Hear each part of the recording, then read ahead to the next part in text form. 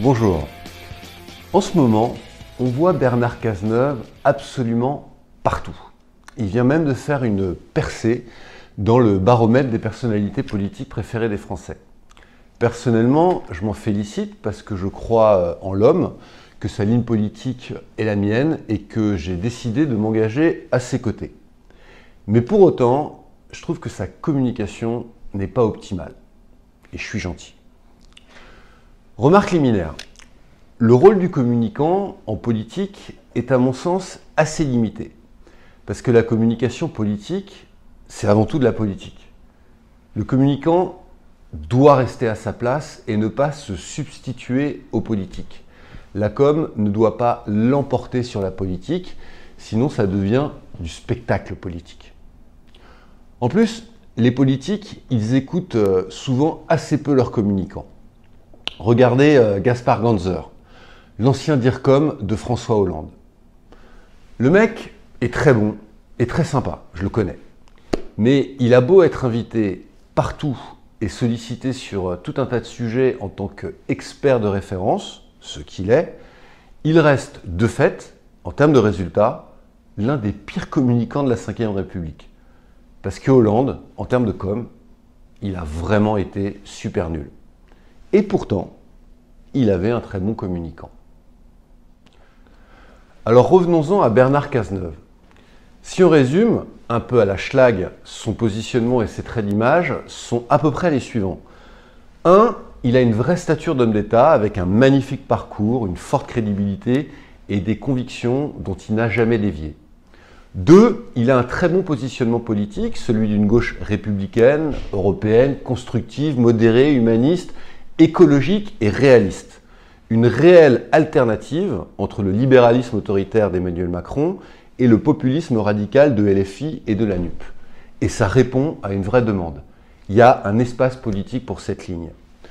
3. Il est complètement associé à François Hollande, que moi j'aime beaucoup, mais qui le plombe. C'est un point fondamental dont on va reparler. 4. Ensuite, il fait vieux, alors qu'il n'a que 59 ans. Oui, c'est vrai, il ressemble à un notaire de province et ça fait pas rêver. Et il met des pochettes sur ses costards croisés. Si ça se trouve, il a peut-être même des mocassins à glands. Bref, il a un côté un peu ringard. 5e, il n'ose pas y aller franchement. Il est trop en surplomb dans le débat public. C'est bien de faire des matinales à la radio ou des plateaux TV tout seul en mode « je suis au-dessus du lot », mais à un moment, il va falloir descendre dans l'arène, parler de sujets concrets, faire des propositions et se confronter aux autres. 6, enfin, sa communication est franchement pas terrible. Quand il a créé son mouvement, la Convention, personne n'en a parlé. Et si vous allez sur son site web, c'est vraiment le pire site du monde. Même dans les années 90, on faisait mieux. Alors qu'est-ce qu'on fait? À mon sens, Bernard Cazeneuve, il doit relever 4 enjeux. 1. Un enjeu doctrinaire et programmatique. On voit bien quelle est sa ligne politique et son positionnement. Mais maintenant, il va falloir travailler sur les contenus et les propositions concrètes. 2. Un double enjeu de différenciation et de rassemblement. Il doit se différencier en continuant à taper sur LFI, la NUP et sur Macron, mais en même temps, il doit montrer qu'il est capable de rassembler à gauche. Une ligne de crête difficile à tenir. 3. Il a un enjeu de clarification. On a besoin de savoir quelles sont ses véritables intentions et ambitions. Clarification également vis-à-vis de François Hollande et de son quinquennat. Doit-il s'en détacher ou au contraire s'en prévaloir? C'est une question capitale. 4e enjeu, enfin, un enjeu d'émergence, d'incarnation et de leadership. Il doit nous faire un peu rêver et transporter les foules. Alors on passe aux travaux pratiques et à l'opérationnel. Là aussi, je vais essayer de faire court, mais quand j'ai préparé cette vidéo, j'avais des tonnes de trucs dont je voulais parler, alors je me limite à l'essentiel. Pour moi, sa stratégie de communication à Bernard Cazeneuve doit être articulée autour de 3 piliers. Un pilier stratégique, un pilier opérationnel et un pilier plus tactique. Au niveau stratégique, je l'ai dit, Bernard Cazeneuve doit absolument clarifier son positionnement par rapport à François Hollande et au bilan de son quinquennat. Et pour tout un tas de raisons, je pense sincèrement que Bernard Cazeneuve doit endosser ce bilan et même s'en revendiquer. Parce que le bilan de Hollande, qui n'a jamais pu être défendu, il est très bon. Alors oui, il était nul en com, il a mal incarné la fonction, la déchéance de nationalité était un scandale, la loi travail une connerie à ce moment du quinquennat, l'utilisation du 49.3 une erreur, etc. Ok. Mais tant sur le plan économique que social et sociétal, Hollande, que moi j'aime beaucoup, il a réussi une performance extraordinaire. Diminuer les déficits publics, restaurer les grands équilibres macroéconomiques du pays, mener une politique de l'offre qui a permis à notre économie et à nos entreprises de devenir plus compétitives, et le tout en préservant et même en approfondissant notre modèle social.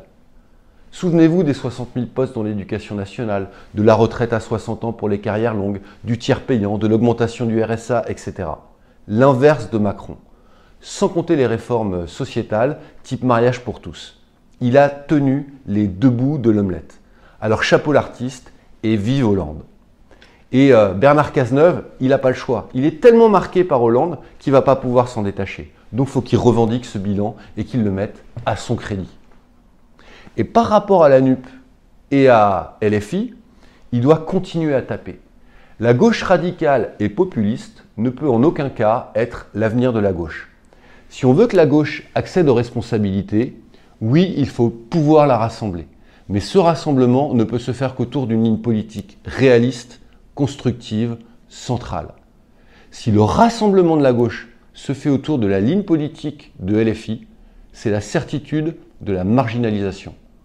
Alors on tend la main au PS, aux écolos, aux communistes, au PRG, etc. mais pas à la France insoumise. Il faut être extrêmement clair là-dessus. Deuxième priorité stratégique, Bernard Cazeneuve doit être source de propositions. Au-delà des constats, on veut des propositions concrètes. On l'a vu lors du débat sur la réforme des retraites.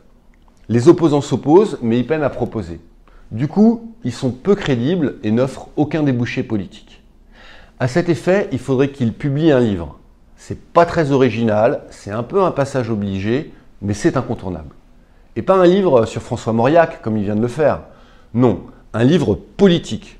En plus, comme ça, il fera plein de médias pour en parler. Sur le plan plus opérationnel, Bernard Cazeneuve doit aller au bout de sa démarche et finaliser la création d'un véritable parti politique social-démocrate, républicain, européen, humaniste et écologique. Parce que pour l'instant, c'est vraiment pas clair en termes d'organisation. Il a d'abord publié une tribune en septembre ou octobre 2022, puis un manifeste signé par de nombreux élus. Ensuite, il a créé la Convention, qui est un mouvement mais pas un parti. On s'y perd. Je sais qu'il veut y aller progressivement, Bernard Cazeneuve, respecter des étapes, des séquences. Mais le risque, c'est qu'il donne l'image d'un homme un peu velléitaire qui aime se faire désirer. Maintenant, il faut y aller et créer un vrai parti. Parce que si tu veux avoir du poids en politique, c'est pas compliqué. Il faut être capable d'aligner des militants et des candidats lors des élections. Et les militants, il faut les alimenter. Moi, je suis candidat, je suis dans le Calvados et j'attends toujours que l'on me fournisse des affiches et des tracts pour aller sur les marchés et promouvoir Bernard Cazeneuve. Pour autant, pas la peine de se déclarer candidat à la présidentielle de 2027. C'est trop tôt et il risquerait de se consumer avant l'échéance. On a le temps. Deuxième point sur le plan opérationnel, il lui faut une vraie équipe de communication avec de vrais professionnels. Désolé pour celles et ceux qui s'occupent de sa com actuellement, mais il faut passer au stade supérieur. Son site web est dramatique. On ne peut même pas y contacter ses référents locaux. Il a une page Facebook et un compte Twitter, mais globalement, son écosystème numérique est assez faiblard. Mais surtout, j'espère que Bernard Cazeneuve est prêt à accepter d'être un peu bousculé par ses communicants ou à intégrer ce qu'ils lui disent. Parce qu'un communicant, son rôle, c'est aussi de dire des choses pas agréables à son patron, tout en restant bienveillant et force de proposition, bien évidemment. Au niveau tactique, la première priorité, c'est de rendre hype et trendy le côté old school de Bernard Cazeneuve. Parce qu'on ne va pas le changer, Cazeneuve. On ne va pas le travestir. Il doit rester authentique et fidèle à lui-même. Mais rien n'empêche de rendre ce côté old school, finalement, assez moderne. Et il y a des moyens pour ça. Dans un débat public polarisé, hystérisé, fait de clash et de trash, c'est en fait vachement tendance et avant-gardiste d'être posé, réfléchi, un peu Troisième République. J'imagine assez bien une affiche de Bernard Cazeneuve en mode affiche Obama 2008, mais différent bien sûr, avec un slogan du type responsabilité ou république. Ça ne fera pas vibrer les foules, mais ça le positionnera. Enfin, je l'ai déjà dit, mais je le répète, il doit accepter de descendre dans l'arène et de se salir les mains. La politique, c'est avant tout des idées, mais c'est aussi prendre et donner des coups. Si tu veux avoir de l'impact en politique, il faut se confronter aux autres. Alors après les matinales ou les émissions où il est seul en scène, il va falloir aussi faire des débats et taper sur des adversaires. Je suis sûr qu'il en sortira gagnant. Parce que quand on voit le niveau moyen des femmes et hommes politiques aujourd'hui, quand même super médiocre, il va les manger tout cru. Par effet de contraste, il va gagner en force et en institutionnalité. Voilà, c'est fini. Désolé, j'ai encore été trop long et pourtant, j'ai pas dit tout ce que je voulais.